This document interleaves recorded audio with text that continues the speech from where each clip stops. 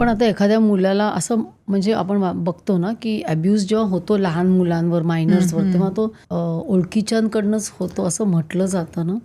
तर असे कुठलं पालकांनी कसं सावध राहायला पाहिजे किंवा कुठले रेड फ्लॅग्स आहे की आपला मुलगा ओपन अप होऊन त्यांना सांगेल, काय केलं पाहिजे? संवाद, सुसंवाद हे खूप महत्त्वाचं आहे, जो आता लॅकिंग आहे. आता ह्या सोशल मीडियाच्या युगामध्ये हे सुसंवाद पालकांचा पाल्याशी होणं खूप गरजेचं आहे.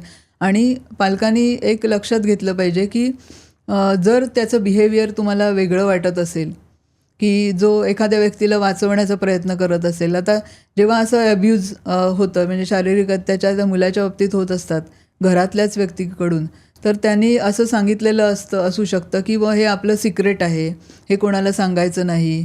आणि तो मुलगा किंवा मुलगी हे त्याला वाचवण्याचा प्रयत्न करत असतात थर्ड पर्सनला, की असं झालं तर असं होईल, म्हणजे काय धमकी दिली असेल किंवा काही असेल. मग त्या मुलाच्या बिहेवियरमधला चेंज इन बिहेवियर जे म्हणतो आपण, तसा तो चेंज पालकांच्या लक्षात आला पाहिजे लगेच.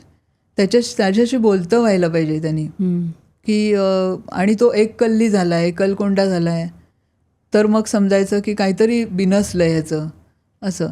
म्हणजे सुसंवाद ही फार महत्त्वाची गोष्ट आहे. याच्यामध्ये तशी झालं तर ते उघडकीस लगेचच येऊ शकतं, की जर हा ह्याच्यात म्हणजे शारीरिक अत्याचाराचं बळी होतोय असं वाटलं तर तिथेच रोखलं जाऊ शकतं.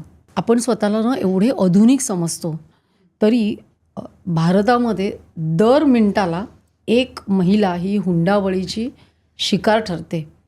तर अजूनही हुंडाबळी होतात का, आणि त्याला कायद्याने काय शिक्षा आहे?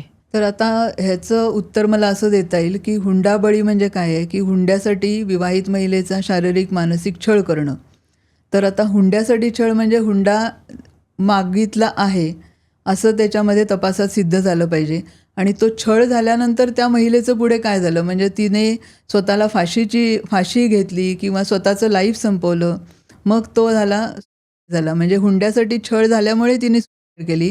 किंवा मग हुंडा मिळाला नाही, हुंड्यासाठी छळ केला, हुंडा मिळाला नाही आणि मग तिचा खून केला. थोडक्यात तिला पेटवून दिलं किंवा काही असेल ते, त्याप्रमाणे तिचा खून केला. तर मग सेक्शन्स असे लावले जातात की 498A म्हणजे हुंड्यासाठी छळ, आणि त्याच्यानंतर मग तिने केली त्या छळाने, तर मग 306चं कलम असतं. आणि मग हिचा जर त्यांनी खूनच केला असेल, हुंडा देत नाही आहे, तर मग हिला पेटवून दिलं किंवा काय, तर मग 302 लागला. तर असं ते कॉम्बिनेशनमध्ये सेक्शन्स असतात. आणि फक्त हुंड्यासाठी छळ करतोय नवरा किंवा सासरची मंडळी, हुंड्यासाठी छळ करतोय, तर त्याला 3 वर्षापासूनची पनिशमेंट, 3 वर्षापर्यंतची पनिशमेंट आहे जर तो गुन्हा सिद्ध झाल्यानंतर. पण मानसिक छळ केला हो, तरी सुद्धा तशीच आहे का? हो, मानसिक शारीरिक छळ हा 498A म्हणजे 498Aच्या कलमाखाली ते बसते, ती डेफिनेशनमध्ये ते बसतं.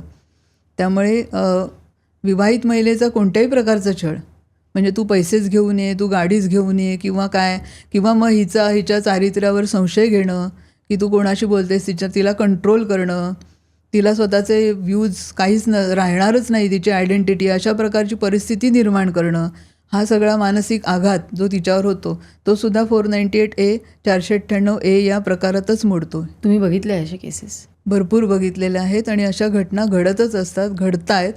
आणि म्हणजे उदाहरणच सांगायचं झालं तर माझ्याकडे एक अशी केस होती की म्हणजे त्यांनी 498A 498A आणि 306 लावला होता.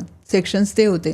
हुंड्यासाठी छळ हे म्हणजे आरोपी आणि हे करत होते, आणि तिने मग विहिरीत उडी घेतली होती, असं झालं होतं. पण ॲक्च्युली परिस्थिती अशी होती की हे लग्न झाल्यापासून नवरा बायको वेगळेच राहत होते, आणि ह्या नवऱ्याच्या 2 गाड्या होत्या, कार होत्या, त्याचं शेत होतं, म्हणजे प्रचंड व्यवस्थित पैसा असणारा माणूस होता तो. त्यामुळे आणि त्याने कधीही तिच्याकडे हुंड्यासाठी म्हणजे पैशाची डिमांड कधीही केलेली नव्हती. फक्त त्या जी महिला होती तिला वेगळं राहायचं होतं, आणि हा ते ऐकत नव्हता, कारण हा एकुलता एक होता, त्याची म्हातारी आई होती गावाकडे. अशा प्रकारे ते त्यांच्यामध्ये क्लॅशेस निर्माण होऊन मग एका महिलेचा त्याच्यात जीव गेलेला. अशा मग हुंड्यासाठी छळ अशा भरपूर केसेस होतात. अजून काही त्या कायद्यामुळे थांबलेल्या आहेत असं नाही आहे. आता लेटेस्ट पण भरपूर अशा केसेस झालेल्या आहेत. पण आता फक्त हुंडा असं नाही, पण जेव्हा कुठल्याही लग्नामध्ये म्हणजे विवाहित स्त्री पुरुषांमध्ये असं म्हणजे ज्याला आपण म्हणतो टॉक्सिक मॅरेज आहे, तर त्या महिलांना कळतच नाही कधी-कधी की आपला अब्यूज होतंय. तर म्हणजे कायद्याने अशा कुठल्या गोष्टी आहेत की हे असं होत असेल तर तिला कायद्याचं संरक्षण आहे? टॉक्सिक मॅरेजचं म्हणता येईल की जर आपलं पार्टनर आपल्यावर जास्त म्हणजे संशय घेत असेल, सस्पिशन म्हणता येईल त्याला, ते संशय घेतोय, चारित्र्यावर संशय घेतोय किंवा तुम्हाला कंट्रोल करतोय, अननेसेसरी कंट्रोल करतोय किंवा तुमच्या फायनान्शियल जी इंडिपेंडन्स आहे त्याच्यावर जर घाला घालतोय, म्हणजे थोडक्यात ते पण आपल्या ह्याच्यात घेऊ पाहतोय, तर असं समजायला हरकत नाही आहे की हे मॅरेज जे त्यांचं रिलेशन आहे ते टॉक्सिक झालेले आहेत. मग त्या ह्याच्यासाठी तिला रेमेडी काय आहे, तर ती डोमेस्टिक व्हायलन्स ॲक्टखाली गुन्हा रजिस्टर करू शकते. म्हणजे सगळ्यांच्या विरोधात येऊ शकतो. म्हणजे त्याला जर नवऱ्याला जर सपोर्ट करणारे सासू सासरे असतील तर ते डोमेस्टिक व्हायलन्सच्या अंडर ती पिटिशन दाखल करू शकते. लिगल रेमेडीज आहेत त्याला, म्हणजे 498मध्ये सुद्धा ते येईल आणि डोमेस्टिक व्हायलन्समध्ये पण येईल. तुम्ही अशी एखादी केस बघितली आहे का की एखाद्या स्त्रीनी कायद्याचा योग्य वापर केल्यामुळे तिची याच्यातनं सुटका झाली आणि तिचं आयुष्य बदललं? हो, झालेलं आहे तसं. एक केस अशी होती की ती जी महिला होती ती साधारण मला वाटतं फार्मसीचा वगैरे असं ती हे करत होती, कोर्स करत होती आणि तिला स्वतःचा काही फायनान्शियल इन्कम नव्हता. ती जस्ट कोर्स करत होती 12वी नंतर. पण ती जेव्हा माझ्याकडे आली तेव्हा मग त्यांचं असं चाललेलं की आपण 498A डोमेस्टिक व्हायलन्स, म्हणजे काही वकिलांनी तिला सजेस्ट केलं होतं की असं आपण सेक्शन्स वगैरे लावूया, मग हे करूया. तसं मग माझ्याकडे आल्यानंतर पण मला तसं इन्ग्रेडियंट्स दिसले, म्हणून मग आम्ही सगळे रेमेडीज जे तिच्यासाठी योग्य आहेत ते अवलंबायचा निर्णय घेतला. मग ते झाल्यानंतर तिला जे डोमेस्टिक व्हायलन्स ॲक्टच्या अंडर तिला स्वतःचा रेसिडेन्स मिळाला, म्हणजे त्याच्याच घरामध्ये, सासरच्या घरामध्ये राहण्याचा अधिकार असतो, तो कायद्याने दिलेला आहे. त्यामुळे तिला एक सेपरेट हे मिळालं, रूम मिळाली. त्याच्यानंतर मी तिला एन्करेज केलं, म्हटलं तू हे तुला मिळणारच आहे, कायद्याने तुला रेमेडीज आहेत तर, पण स्वतःची तुला आयडेंटिटी निर्माण करायची असेल तर तू अशी डिपेंड राहू नकोस कोणावर. तुझं फार्मसीचं शिक्षण आहे अर्धवट राहिलेलं, ते कंप्लीट कर. त्याप्रमाणे तिने तिच्या माहेरी जाऊन ते सगळं कंप्लीट केलं आणि आज तिचं स्वतःचं फार्मसी स्टोअर म्हणतो आपण, मेडिकल स्टोअर आहे आणि ती व्यवस्थित चालवते. म्हणजे आता तिला कोणावर डिपेंड राहायची गरज नाही आहे. मग हे एक मला एक चांगलं वाटलं, तिच्यामध्ये तो एक आमूलाग्र बदल झाला. म्हणजे कायदे आहेत म्हणून त्याच्यावर डिपेंड म्हटलं अजिबात राहू नकोस, तुला तुझी आयडेंटिटी पण निर्माण करावी लागेल कधी ना कधी. पण मानसिक छळ हा प्रूव्ह करता येतो का कायद्याला? कसा करतात तो?